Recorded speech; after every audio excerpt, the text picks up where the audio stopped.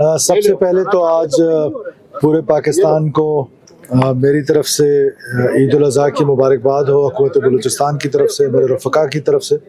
اس کے بعد بالخصوص جو شہداء کی فیملیز ہیں ان کے لیے میرا یہ پیغام ہے حکومت بلوچستان کی طرف سے اور بلوچستان کے لوگوں کی طرف سے کہ آپ کے بچوں نے، آپ کے بھائیوں نے، آپ کے شوہروں نے جو مقدس خون بلوچستان کی سرزمین پہ گرایا ہے، بلوچستان کے لوگ نہ صرف اس کے مقروض ہیں بلکہ آپ کے احسان مند ہیں کہ آپ ہمارے کل کے لیے، ہمارے بچوں کے فیوچر کے لیے یہاں اگر اپنی جانوں کا نذرانہ پیش کر رہے ہیں اور اس عظیم وطن کی حفاظت کے لیے جو قربانی کا جذبہ لے کر آپ یہاں ہیں، اسی جذبے کے ساتھ ہم آپ کے ساتھ عید کے دن اظہار یکجہتی بھی کرتے ہیں۔ اور اس کے بعد واقعے کا آپ کو جس طرح علم ہے کہ یہ ایک خودکش حملہ تھا جس میں جو جانی نقصانات تھے وہ ہوئے ہیں۔ بالخصوص میں آج تو حاضر ہوا تھا یہاں پر کہ جو کمیونٹی ہے یہاں کی رہنے والی، جو کہ لو کاسٹ ہاؤسنگ ہے، آپ کو پتہ ہے کہ یہاں پر جو کالونیز ہیں انتہائی غریب لوگ ہیں۔ اس سے پہلے میرے رفقا جو ہیں ایم پی ہیں یہاں سے، وہ آئے تھے میری ہدایت پر اور انہوں نے پورے علاقے کا وزٹ کیا۔ تو آج ہم نے مناسب سمجھا کہ ہم اس خوشی تو عید الاضحیٰ بڑی سادگی سے منا رہے ہیں، لیکن دن تو یقیناً خوشی کا ہوتا ہے، عیدیں خوشی کے لیے ہوتی ہیں، لیکن ہم اس دن اپنے ان بھائیوں کے پاس آئیں جو اس وقت دکھی ہیں، ان بہنوں کے پاس آئیں جو اس وقت دکھی ہیں، ان بیٹیوں کے پاس آئیں اور ان کو یہ تسلی دیں کہ حکومت بلوچستان ان کے ساتھ ہے۔ اور ان کا یہ جو نقصان ہوا ہے، جاوید صاحب جو شہید ہوئے ہیں ان کے اہل خانہ کے ساتھ میری ملاقات رہی ہے، ان کی بیٹی کے ساتھ میں ملا ہوں، ان کی اہلیہ جو بیمار ہے ان کا کل یہ آپریشن ہوا ہے اور بڑا سکسیزفل آپریشن ہوا ہے۔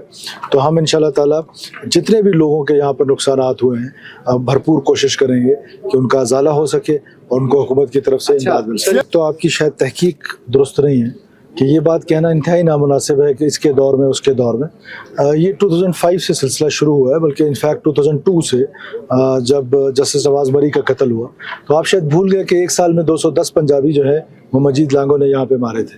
آپ شاید بھول گئے کہ میں خود یہاں پہ ہوم منسٹر تھا جن کے دور میں تو یہاں پر روزانہ بم دھماکے ہوتے تھے، جو کہ نہیں ہونے چاہیے، جو کہ میرے دور میں بھی نہیں ہونے چاہیے، آنے والوں کے دور میں بھی نہیں ہونے چاہیے، جو پیچھے گزرے ان کے دور میں آپ کسی کو لیبل کر دیں، یہ مناسب بات نہیں ہے۔ ہم ریاست اس وقت، آپ پاکستان کی پوزیشن دیکھیں کہ پاکستان ٹیک آف کر رہا ہے، بلوچستان ٹیک آف کر رہا ہے، گورننس جہاں پر امپروو ہو رہی ہے، جہاں پر پاکستان انٹرنیشنل دنیا میں اپنا ایک مقام بنا رہا ہے، جس میں جو ہماری پولیٹیکل قیادت ہے اور ساتھ ساتھ جو ملٹری قیادت ہے ان کا ایک بڑا رول ہے۔ جس طریقے سے پاکستان نے ایران کے حوالے سے اس جنگ میں پاکستان کو لے کے آگے چلے ہیں، تو ایسی صورتحال میں جو ہمارا دشمن ہے، جو را ہے، اس نے from the day first, let be honest, کیا یہ انٹیلیجنس ڈریون وار نہیں ہے؟ کیا یہ را کی پراکسیز جو ہیں یہ دہشت گردی کی جنگ یہاں پہ نہیں لڑ رہے ہیں؟ تو ان کو تو پاکستان کو ڈی سٹیبلائز کر رہے ہیں، اور پاکستان میں پھر بلوچستان کی اپنی فرجیلٹیز ہیں، ان فرجیلٹیز کو سامنے رکھ کے بلوچستان ایک ایزی ٹارگٹ ملتا ہے ان کو، اور اس کے حساب سے وہ بلوچستان میں دہشت گردی کر رہے ہیں۔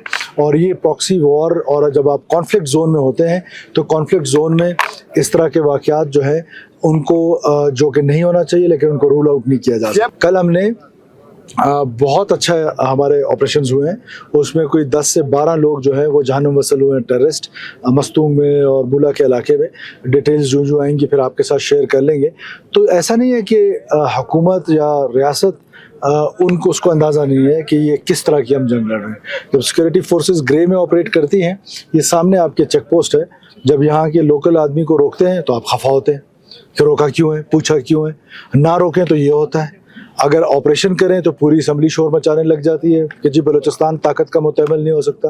کب بلوچستان میں طاقت کا استعمال ہوا ہے؟ کوئی ایک گاؤں کا نام بتائیں کہ جس کو آج تک ویکیٹ کیا گیا ہے؟ پورے مالاکنڈ ڈویژن کو، پورے جو وزیرستان کو، چاہے وہ نارتھ ہو چاہے ساؤتھ ہو، اس سارے کو جو ہے وہ ڈسپلیس پرسن کر کے وہاں پر آپریشنز ہوئے، بلوچستان میں کبھی ہوئے ہیں؟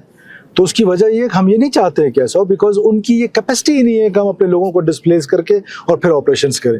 ان کی کیپیسٹی یہ گوریلا وارفیئر کی ہے، اور مجھے اپنے سیکورٹی فورسز پہ پورا بھروسہ ہے، پوری کیپیبلٹی ہے ان کی کہ انشاءاللہ تعالیٰ اس میس کو قابو پا لیا۔ دیکھیں پرابلم یہی ہے نا کہ آپ پلیز ٹرائی ٹو انڈرسٹینڈ کہ our security forces are operating in grey, کسی کے فور ہیڈ پہ نہیں لکھا ہوا کہ وہ BLA ہے۔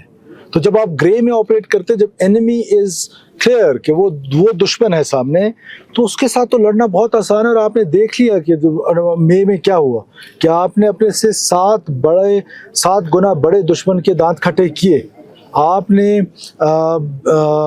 جو سیسا پلائی ہوئی دیوار بنی پوری پاکستانی قوم, وہ سب کے سامنے ہے. اب جب آپ گرے میں آپریٹ کر رہے ہوتے ہیں اور انٹیلیجنس ڈریون وار ہوتی ہے, تو اٹ از اے ڈیفیکلٹ وار. اس میں سیکورٹی فورسز کے لیے بڑے چیلنجز ہیں, اور ان چیلنجز میں سب سے بڑا چیلنج یہ ہے کہ آپ کا پروفیسر دہشت گرد ہے. آپ کا جو ہے وہ عام کیسے پتہ چلے گا کہ ایک سیکورٹی فورس کو کہ وہ کھڑا ہے چیک پوسٹوں پہ؟ اگر چیک پوسٹوں کی تعداد بڑھائیں تب بھی آپ کو اعتراض ہے, آپریشن کی بات کریں تب بھی آپ کو اعتراض ہے, اگر نہ کریں اس کے سارے چیک پوسٹیں ختم کریں تو ان کو سیف ہیونز مل جاتے ہیں. تو کیا یہ بلوچستان کی اسمبلی نہیں تھی جس کی وجہ سے یہاں پر چیک پوسٹیں ختم کی گئی تھی؟ کیا یہ بلوچستان اسمبلی کی بات نہیں سنی گئی تھی کہ یہاں پر ان کو سپیس دیا گیا تھا؟